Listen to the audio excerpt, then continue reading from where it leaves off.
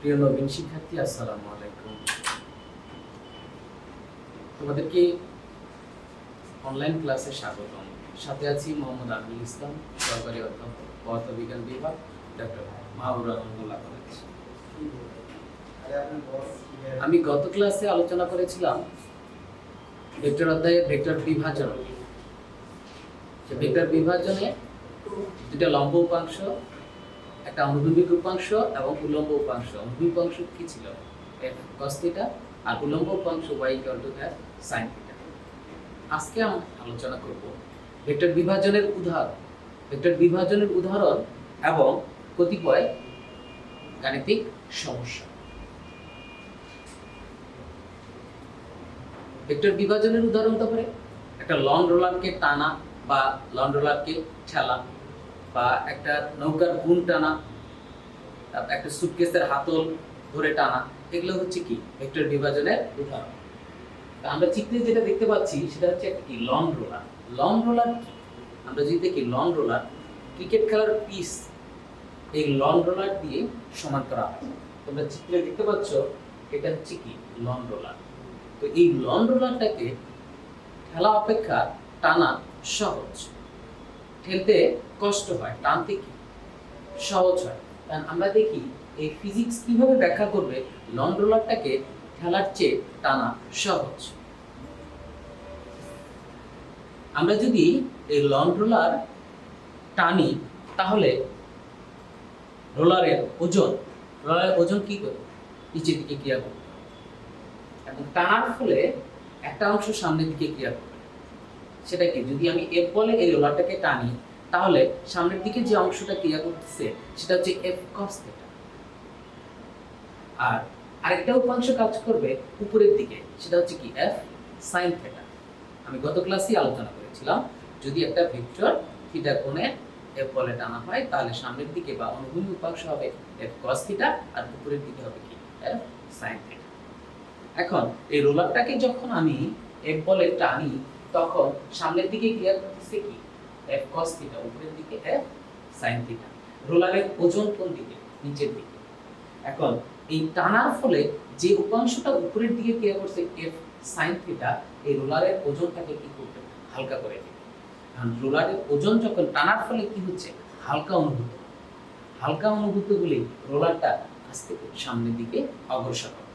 তো এইভাবে আমরা দেখব যে রোলারটাকে টানতে সহজ। এবং আবার ঠেলা বেলা কি হচ্ছে দেখো, রোলারটাকে যখন এফ বলে ঠেলা হচ্ছে তখন একটা উপাংশ এফ cos থিটা সামনের দিকে ক্রিয়াশীল, আর আরেকটা উপাংশ কাজ করবে কি এফ sin থিটা, সেটা কি নিচের দিকে ক্রিয়াশীল। আর নিচের দিকে অর্থাৎ ওজন নিচের দিকে। এখন ঠেলার ফলে কি হচ্ছে যে এফ sin থিটা এবং ওজন দুটেই কি নিচের দিকে ক্রিয়া করতেছে, ফলে রোলারটা আপাত ওজন বেড়ে যাচ্ছে। আপাত ওজন দাঁড়াচ্ছে w prime equal to w plus f sin theta. রোলারের ওজন বেড়ে যাচ্ছে, অর্থাৎ ঠেলার ফলে রোলারের লং রোলার যে রোলার, এই রোলারের আপাত ওজন বেড়ে যাচ্ছে। আপাত ওজন যদি বেড়ে যায় তাহলে কি আমাদেরকে এই রোলারটা সামনের দিকে নিয়ে যেতে কষ্ট হয় বেশি। এভাবে আমরা ব্যাখ্যা করতে পারি যে একটা লং রোলার ঠেলার চেয়ে টানা সহজ। একটা লং রোলার ঠেলার চেয়ে টানা সহজ। সহজ কথায় সহজ কখন হবে? যখন একটা ভারী বস্তুকে আমরা হালকা করব। আর টানার ক্ষেত্রে এই রোলারটার ভারী বস্তুটা কি হচ্ছে? হালকা হয়ে যাচ্ছে। হালকা হচ্ছে কারণ এফ sin থিটা উপরের দিকে ক্রিয়া করতেছে, ফলে রোলারটা কি হালকা অনুভূত হচ্ছে। হালকা অনুভূত হওয়ার কারণে রোলারটাকে সহজেই আমরা সামনের দিকে নিয়ে যেতে পারতেছি। আবার যদি রোলারটাকে আমরা ঠেলা দিচ্ছি, ঠেলা দিলে কি হচ্ছে? এফ sin থিটা কি হচ্ছে? নিচের দিকে ক্রিয়া করতেছে, নিচের দিকে ওজন থাকতেছে প্লাস এফ sin থিটা থাকতেছে, তাহলে আপাত ওজন কি বেড়ে যাচ্ছে।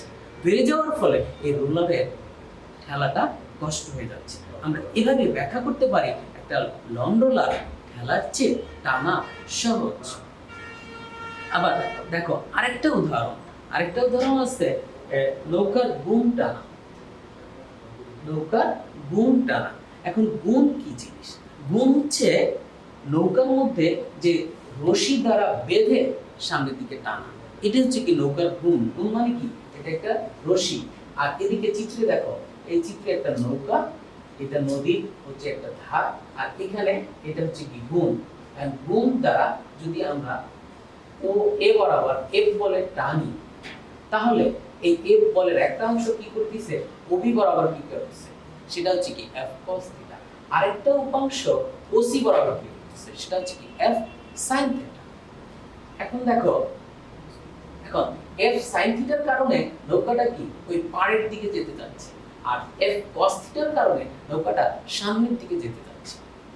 আর এফ sin থিটা যে উপাংশটা, এই উপাংশটা এখানে যে একজন হাল নিয়ে বসে আছে, এই উপাংশটাকে এফ sin থিটা উপাংশটাকে হাল দ্বারা প্রশমিত করা হচ্ছে। প্রশমিত হয়ে গেলে অর্থাৎ কি নিষ্ক্রিয় হয়ে যাচ্ছে এফ sin থিটা। যে উপাংশটা নৌকাটাকে পাড়ের দিকে নিয়ে যেতে চাচ্ছিল, সেই উপাংশটাকে হাল নিষ্ক্রিয় করে দিচ্ছে। এই নিষ্ক্রিয় করার ফলে নৌকাটা শুধু যে উপাংশটা কাজ করতেছে সেটা হচ্ছে এফ cos থিটা।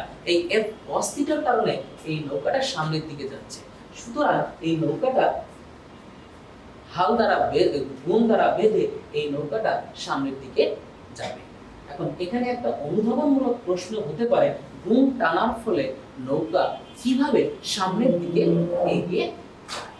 তো আমরা ডিয়ার স্টুডেন্ট, আমরা এখন যে আলোচনা করলাম যে একটা লং রোলার টানা যে ঠেলার যে টানা সহজ, এবং একটা নৌকার ঘুম টানার ফলে কিভাবে নৌকাটা সামনের দিকে এগিয়ে যায়।